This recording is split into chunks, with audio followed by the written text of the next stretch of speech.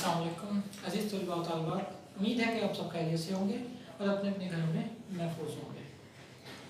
हमने इससे पहले ग्राफिकल एनालिसिस आया मोशन को डिस्कस किया था, जिसमें हमने तीन तरीके से जो मोशन हो रही थी, मीन दैट कि अगर बॉडी एक जगह पे रुकी हो तब अगर बॉडी कांस्टेंट स्पीड से कांस्टेंट स्पीड से जा रही हो।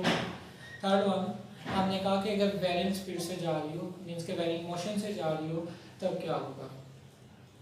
आज हमने डिस्कस करना है स्पीड टाइम ग्राफ को। लास्ट टाइम हमने डिस्टेंस टाइम ग्राफ को किया था, अब हमने स्पीड टाइम ग्राफ को रीड आउट करना है। एक तरफ हमारे पास टाइम होगा और दूसरी तरफ स्पीड होगी। टाइम का यूनिट सेकंड और स्पीड का यूनिट मीटर पर सेकंड, सेम एज। अब हम कहते हैं कि हमारे पास फर्स्ट कंडीशन क्या है। फर्स्ट कंडीशन है object moving with constant speed. Object moving with constant speed कि अगर आपके पास एक ऑब्जेक्ट कांस्टेंट स्पीड के साथ मूव कर रहा है तो वो किस तरह से मूव कर रहा होगा और उसका ग्राफ किस तरह से आएगा। हम ये कहते हैं कि हमारे पास जो गाड़ी है वो 18 मीटर पर सेकंड की रेशो से मूव कर रही है, उसमें कोई चेंजिंग नहीं आ रही। मीन्स है कि गाड़ी की जो स्पीड है वो 18 मीटर पर सेकंड है, अब उसमें कोई चेंजिंग नहीं आ रही। अब हम इसे ग्राफ पे कैसे ड्रा करना है देखें। 18 सपोज एज यहाँ पे आके बन रहा है 18 मीटर पर सेकंड, 18 मीटर पर सेकंड, 18 मीटर पर सेकंड पे है। अब देखिए गाड़ी 18 मीटर पर सेकंड पे स्टेबल हो चुकी है, अब यहां से बस इसी स्पीड पे जा रही है, तो इसका मतलब है कि 18 से ऊपर वैल्यू नहीं जाएगी। इसका मतलब है कि स्पीड की जो वैल्यू है उसमें किसी भी किस्म की, या स्पीड वाला जो पैरामीटर है उसमें किसी भी किस्म की वेरिएशन नहीं आ रही। अगर वेरिएशन नहीं आ रही तो हम कहते हैं कि बॉडी कहाँ पे है, इस पॉइंट पे है।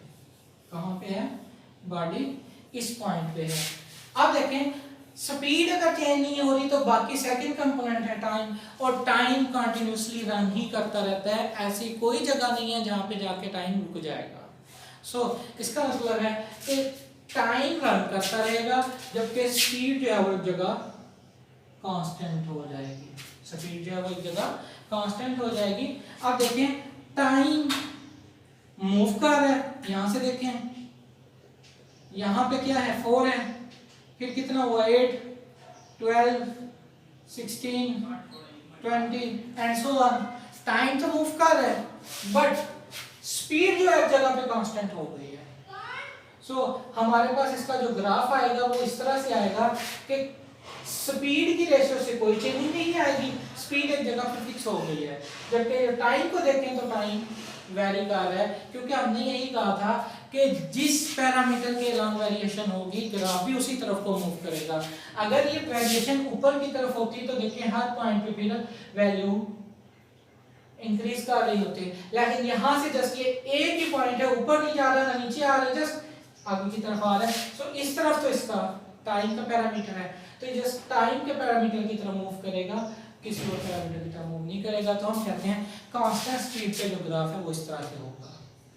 अब देखें ये ग्राफ कौन सा है, स्पीड और टाइम का, और हमने कहा था कि स्पीड और टाइम की जो रेशियो वो क्या है, एक्सेलरेशन है। हम इसे सिंपल वर्ड में एक्सेलरेशन ग्राफ भी कह सकते हैं। इसे हम क्या कह सकते हैं, एक्सेलरेशन ग्राफ।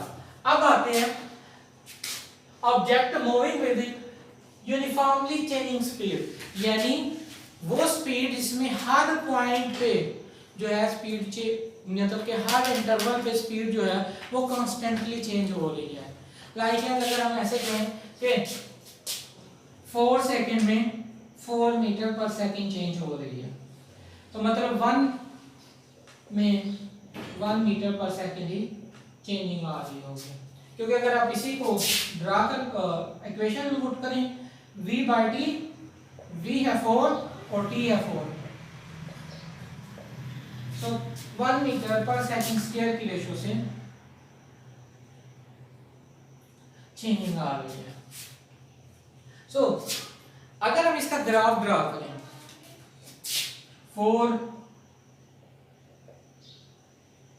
8, 12, 16,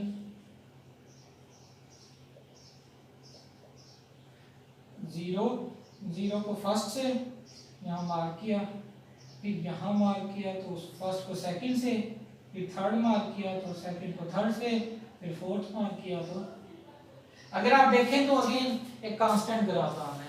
अगेन क्या बात है, कांस्टेंट ग्राफ के हमने लास्ट वन में भी यही कहा था कि जब आपके पास कांस्टेंट होती है, मतलब कांस्टेंट डिस्टेंस कांस्टेंट टाइम में हो रहा होता है, या ऐसे कह लेंगे स्पेसिफिक टाइम में स्पेसिफिक डिस्टेंस हो रहा होता है कवर, तो उसमें भी हमारे पास कांस्टेंट ग्राफ था। यहाँ पे भी जब बॉडी एक खास रेशो से ही चेंज हो रही है, यानी स्पेसिफिक टाइम में स्पेसिफिक वेलोसिटी चेंज हो रही है, स्पेसिफिक स्पीड ही चेंज हो रही है, तो उस फॉर्म में हमारे पास क्या है, कांस्टेंट ग्राफ ही आ रहा है। इसी को अगर हम मजीद थोड़ा सा चेंज करके देखें, चेंज किस तरह से करके देखें, सपोज अगर हम ये करते हैं, हम ये कहते हैं 2 सेकंड्स हैं और 4 मीटर्स हैं, 4 मीटर पर सेकंड की रेशो से चेंज हो रही है, यानी 2 सेकंड में 4 मीटर पर सेकंड की रेशो से ये चेंज हो रही है। तो अब ग्राफ कैसा बनेगा,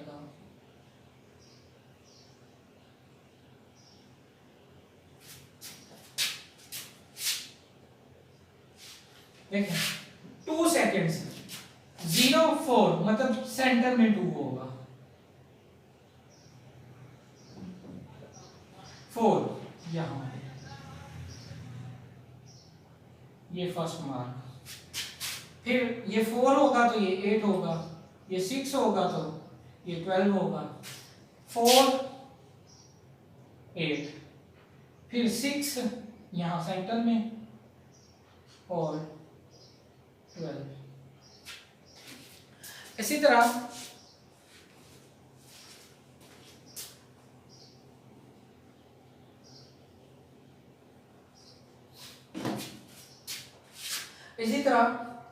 अगर हम नेक्स्ट को देखें 8 16, यानी एक ही रेशो से चेंजिंग आ गई, 2 था 4 हुआ, अगर उसका डबल करेंगे तो उसका भी डबल हो जाएगा 4 का, फिर उसका 3 टाइम्स करेंगे तो उसका भी 3 टाइम्स हो जाएगा, उसका 4 टाइम करेंगे तो इस तरफ का भी 4 टाइम हो जाएगा। सो 4 टाइम में लेकर जाते हैं, सो इस तरफ से भी 4 टाइम। अब इन मास को आपस में कनेक्ट कर दें।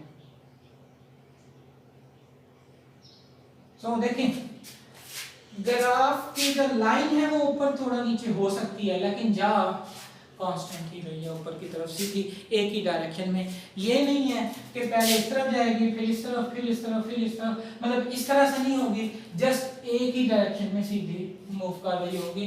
सो हम ये कहते हैं कि जब भी बॉडी यूनिफॉर्म स्पीड के साथ चेंज कर रही होती है, यूनिफॉर्म टाइम के जब भी बॉडी यूनिफॉर्म स्पीड के साथ चेंजिंग में आ रही होती है तो हमारे पास एक यूनिफॉर्म एक्सेलरेशन का ग्राफ हासिल होता है। तो इसको हम सिंपल वर्ड में यूनिफॉर्म एक्सेलरेशन भी कह सकते हैं।